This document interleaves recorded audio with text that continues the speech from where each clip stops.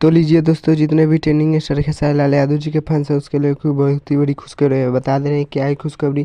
तो बता दे रहे हैं कि देवी गीत आने वाला है ट्रेंडिंग स्टार खेसारी लाल यादव जी का, जो कि अभी शूटिंग चल रहा है दिल्ली में। जो कि बता दे रहे हैं कि इस गाना में एक्टर दिखाई देंगे ट्रेंडिंग स्टार खेसारी लाल यादव जी और पल्लवी सिंह, जो कि बहुत ही मस्त सॉन्ग होने वाला है। बता दे रहे हैं कि अभी तक तो ये नहीं पता चला है कि कौन सा यूट्यूब चैनल से आएगा, और बता दें कि यह सब खेसारी म्यूजिक वर्ल्ड से और दूसरे दूसरे चैनल से आएगा। जो कि बता दे रहे कि पोस्टर आने के बाद पता चल जाएगा कि कौन सा चैनल पे यह गाना आने वाला है। और बता दे रहे कि और सब चैनल पे भी आने वाला है देवी की ट्रेंडिंग स्टार खेसारी लाल यादव जी के साथ, जो कि बहुत ही मस्त मस्त सॉन्ग आने वाला है ट्रेंडिंग स्टार खेसारी लाल यादव जी का इस साल।